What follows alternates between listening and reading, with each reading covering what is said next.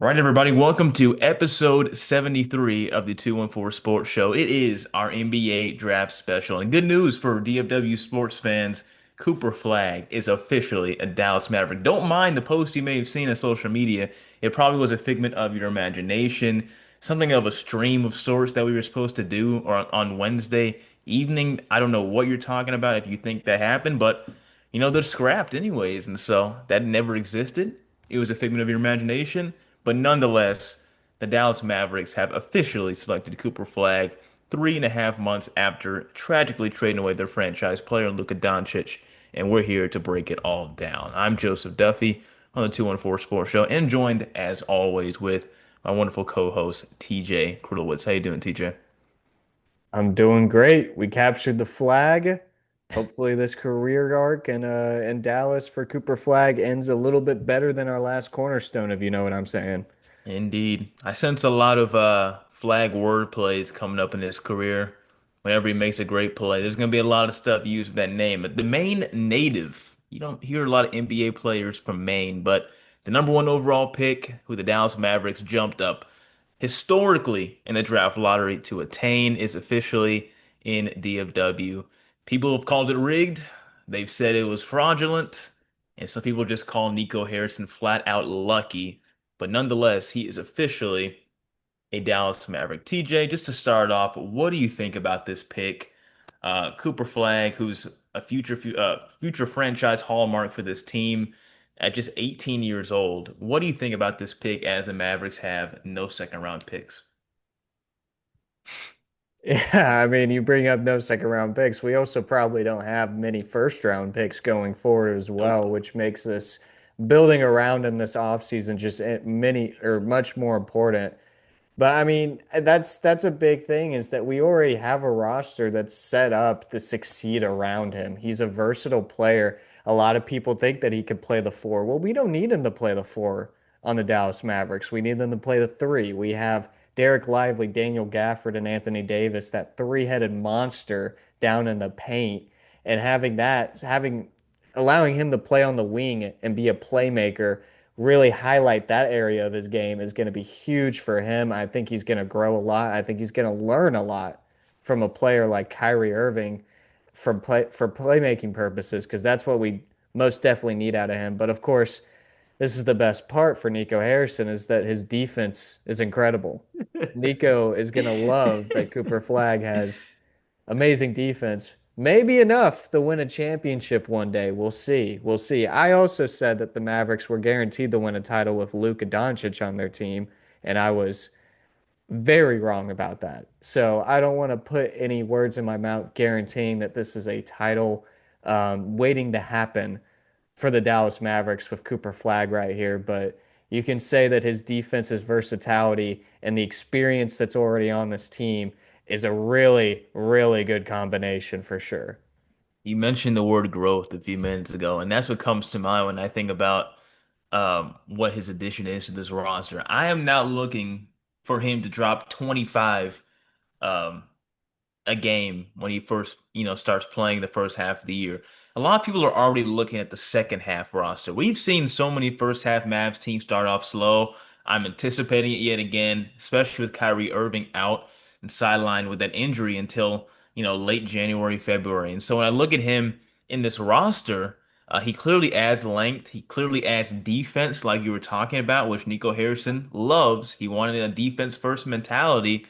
But when I look at the growth that he'll take, he cannot go to a better place in terms of these lottery teams just based on the fact that he's with Hall of Famers. You could say OKC, I guess, also for another young player in the first round that, just won a championship. That's going to a championship winning roster. But I think of the Mavs from a perspective as having Hall of Fame talent that can, take him under the wing and have him grow under them from an 18-year-old age to being a star player when he's about 21, 22, once those guys are calling off their careers. So I think it's a great addition. Obviously, he can really grow because he's still a teenager, which is unbelievable. He's a big dude for his age. But, we talk about Nico Harrison being a little bit lucky. And man, you can call it rigged all you want. I understand people calling it rigged, but you look at the moves he had even just post Luca. One of our buddies, Justin Gooseman, actually just posted a TikTok about this. Don't be deceived. He's not, a mastermind for finding a way to get Cooper Flagg as the number one overall pick. He still found a way to take out the youth with Quentin Grimes and getting Caleb Martin back, who, was not a great move. Still today, still not a good move, who hardly played and was injured once he came back. Does Nico Harrison gain more respect for you after this move, TJ, No, or this draft absolutely pick? not. But I will say that this is because we're kind of doing this off a live perspective almost in a sense. We're filming this on a Wednesday night. We live. I don't know what you're talking about actually. We never did that. But Don't know what you're talking I about. mean, it just happened for us. This is our live reaction basically, and I am, I'm relieved. I am relieved because I did think that in the back of my mind, of course, in my tormented Mavericks mind, whatever you want to call it. I did think that that was gonna happen. I did think that somehow they're gonna screw it up. They might do some kind of trade at the very beginning because I don't think there's any way they're picking anybody other than Cooper Flagg. I was thinking there's a chance they trade down or they trade it for Giannis or somebody crazy like that. And so good to see that happen. Good to see that happen. Um, Now I forgot your question. Hold up. What did you say?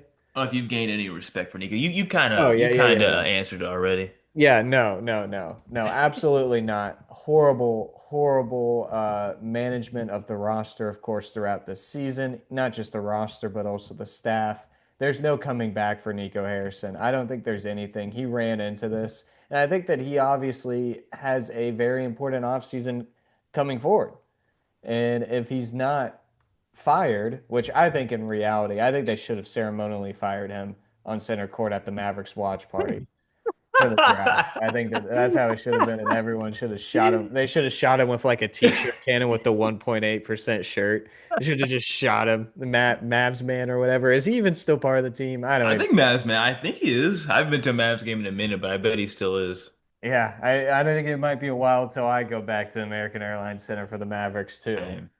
And yeah, that falls directly into Nico Harrison. There's just nothing that Nico Harrison can do at this point. He got lucky with this, like, Oh man. and I don't think this should save his grace whatsoever. Yeah, just imagine Patrick Dumont, in the draft room just after Cooper Flag selected, just coming from behind Nico, putting his hand on his shoulder. Nico, I'm sorry, it's time to go, buddy. And just ceremonially fire him, get him out of there. Wouldn't that Yeah. be insane? Oh man. Patrick Dumont is nothing really better, honestly, which is the sad thing. But that's just the Mavs management now. And that's just the new era that we have to grow accustomed to with this team. And again, Mark Cuban, we said this, months ago. He has to feel some guilt from that post-Luka torment that Mavs fans were going through. But again, he might be going through some relief now as well. So it might not just be Nico who's relieved and Patrick Dumont who's relieved, but Mark Cuban, who was probably feeling agonized for the Mavs fans who were just sad for, a franchise cornerstone, a son of Dallas getting traded off to a big market in LA, one of the least historically great teams. I bet Mark Cuban feels a little bit more relieved too as well, wouldn't you think? Yeah, and I mean, coming from a business perspective, obviously, since he was an owner, I mean, you look at the Mavericks business side, on the business side, the PR side, all that after the trade. I mean, Awful. it was cooked. Sheesh, man. I would not want to work for the Mavericks at that time. No doubt about it, especially working in PR or working in the business side, like trying to sell tickets after that. Oh my gosh, I don't understand how I would be able to do those call-ins. But I mean, this saves the whole business side. It really does. And it saves the respectability in a sense. I think that the idea of the Mavericks trading their cornerstone player behind his back is gonna go behind the back of the minds of every single player if they want to try to sign here or anything. But you look at the respect of, I mean, the roster is there. Look, the roster is there and the hype is there now too. That's what they That's what they lacked. They, of course, lacked almost everything in sense throughout the season. You know, none of the fans, I don't know how anybody even went to the games post Luka trade. But now, I mean, you put butts in seats with this name. So, I mean, this really saved the franchise, I think. And who knows? I Wow. mean, I mean, it is like a movie-like script. It really seems like the NBA just handed it to us because they know They felt how bad. important the Mavericks are to the franchise, how big of a market this is. Again, talking from a business perspective, you can't have Dallas lose a team. It is the third biggest metro in the nation, I believe, if not fourth. So, I mean, you have to have a good team, or not a good team, but just a respectable team and a fan base that respects the team. And I think they've done enough with Cooper Flagg on the team now. And you can say Good. what you want. I mean, I'm still teetering on it. I still don't know if I really want to get back into the whole Mavs mania. I don't really consider myself an MFFL anymore or hashtag MFFL, but I mean, you can't there is plenty of people who are definitely hopping back on the bandwagon. Yeah, like you, I don't know if I'll ever feel as passionate. Like it just still felt like betrayal on I don't think I February can 1st. either. I don't know if I'll ever be able to fully get into it as much. I'll be a fan for sure. I'll root for them to win, of course. But like you mentioned film, dude, this documentary one day is gonna be cinematic. And it's gonna put up numbers. You cannot write something like this, dude. And I don't understand how like I don't get how those odds work like that. People say it's just luck, man, but it felt fishy like how that team who's never risen up in the draft lottery all of a sudden out of nowhere the same season where they give off Luka Doncic just finds a way to get the most hype prospect we've seen in the past few seasons. It doesn't feel real still, but Nico Harrison is quite the lucky man. We'll see if he'll stay around, after this next season because like he said, who knows if I'll be back. And who knows if I'll still be here in 2 or 3 years, which I don't know if that's even a lie on his part. He might not actually be here in 3 seasons. So, Well, I still don't understand how he wants to come back. I still really don't understand. There's no way he can go outside in Dallas still. Like, I mean, you can go to your private events, you can go to your private golf course and go golf and enjoy the day. But like if you want to get that real authentic life experience, you want to go out and do groceries, you want to go that's out over, and buddy. go That's to a over. movie theater with your kids, you're gonna get confronted. And that's unfortunate, you know. I personally, of course, would never want Nico Harrison to be harmed. I think he's one of my least favorite people in the entire world. But I mean, he can't go out in public in Dallas. There's just no way. There's no way. So I mean, I Yeah. don't understand how he wants to stay. But I mean, seriously, this actually saved his grace. It almost feels like, and this is like I putting the conspiracy hat on real quick. I mean, you look at the Mavericks draft lottery history, it really makes no It sense how all of reeks. a sudden they make the biggest jump out of nowhere. I mean, I guess you could make the argument that it's like, well, it's random. It's random. It finally worked out, you know? But I don't know. It's like it feels like Adam Silver and David Stern were just like, no, don't let Mark get no get put Mark's team. They're like put Mark's team 2 spots lower. Don't Doesn't give him don't give him anything. like come And on, now it's man. Nico Harrison, and they completely respect him because he and tried at least to save the league. Wow, bro. Ace Bailey, by the way, as we're recording this on a Wednesday, just got selected as the Utah Jazz. Controversially, Ace Bailey was now working out for a lot of teams. I did not expect him to go to the Jazz. I thought he would fall further, maybe to Washington, but he is going to go to the Utah Jazz. And also speaking of Mavs news, TJ, Kyrie Irving declined his option, but will now sign a new 3-year, $119 million deal. We'll pay him, around $40 million. And somehow Stephen A. Smith said that's a low ball. I don't know how that is for a guy who's injured and it's also his age. I don't know how you say it's a low ball deal, But what do you think about that deal for Kyrie Irving to get paid and stay with the Mavericks through this injury? It's a risky deal to me. I mean, I don't. I try. Yeah, I mean, taking Stephen A. Smith's advice in sports is just suicide at that point, I think. I think that it's really a risk, but it was a priority that needed to be done, you know. And I hate comparing this to the Dak deal, but it's like almost in a sense where it's like we there's no reason to just let this guy go. You know, like he might be coming off a major injury, but he wants the money. I don't know. Maybe I'm going a little too far. Let me backtrack real quick. Let me backtrack. I mean, it's just like you don't want to pay him that kind of money, but if you don't, then somebody else is going to do it, and you can't afford to let him go. Hmm. But it's a risk regardless. So, I Yeah. mean, you have to do it. You just have to do it. I hope I explained that well after the whole weird comparison that I just tried to do. But yeah, I mean, I think that it's you needed to have him back. Well, now the focus needs to be just trying to find a backup point guard to him that can take over the team and be the facilitator for the months that he's going to be injured. I still don't think he comes back in January. That seems a little bit too quick. I think that's hopeful wishing. Um, I would hope that he comes back when he's fully healthy. Hopefully they don't rush this back. So yeah, I mean, I don't know.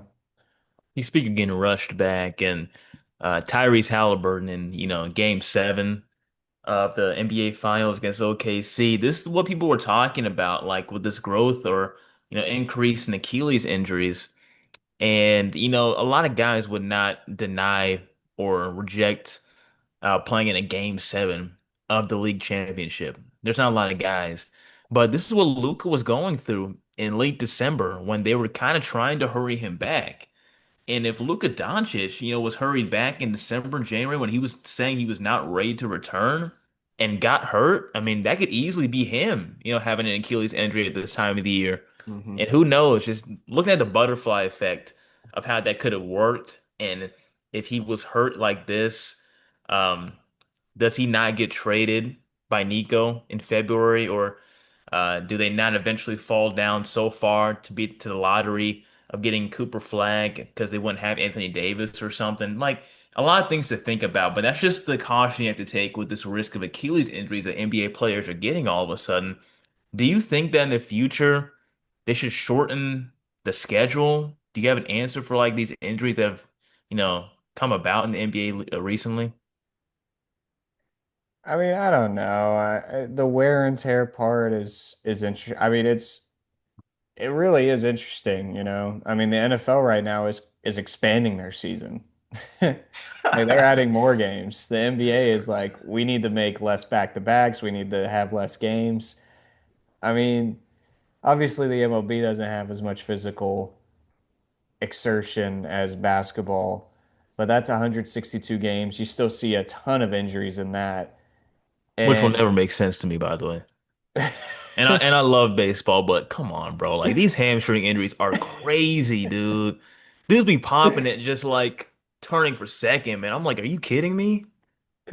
But I mean, the NHL is the same length. You know, you can kind of compare it to the NHL with the 82 games, the best of seven format, you know, in the playoffs. And that is way more of a physical, um, physical sport. It's way more wear and tear in that. And there's no argument in that. I think at times that basketball is just a little bit too much of, a lot of talk. Just, come on, man. Like shape up. Like let's just play. The 82 games doesn't seem that bad. I don't think they should. I saw Draymond saying like that he's in favor of a shortened season. And I'm surprised to hear that from, a future Hall of Fame player. Say what you want about him, but I didn't know a shortened, schedule was that popular to some players, which apparently it is. The play-in doesn't add, more games as I thought that it originally would, because eventually Yeah, you'll me still too. play an 82 game schedule. But I think these guys, some of them like maybe they just don't get enough breaks or something. Because I think they have a lot of wear and tear because they've been playing competitive basketball from a young, teenage age. So if you're playing AAU when you're 12, all the way to when you're 17, 18, playing maybe state playoffs, playing high level college basketball, maybe going to the Olympics possibly, like Tyrese Halliburton, he's done a lot of stuff. And that wear and tear, I'm guessing, is maybe a source for the increase of these Achilles injuries in the modern era. I don't know how you'd fix it, to be honest. I'm not gonna act like I'm, a licensed like doctor that can treat this stuff, but it is kind of concerning for these injuries, and it makes you think for sure about Luca and how they were trying to treat him reportedly when he was going through his injury in late December, because he easily could have been a Tyrese Halliburton. And you see this move that a lot of players are making, by the way, that's causing these injuries. It's the same one Halliburton did. A lot of these Achilles injuries are based off that, pump fake, and then kind of pushing off your back foot to accelerate ahead of a defender on the wing.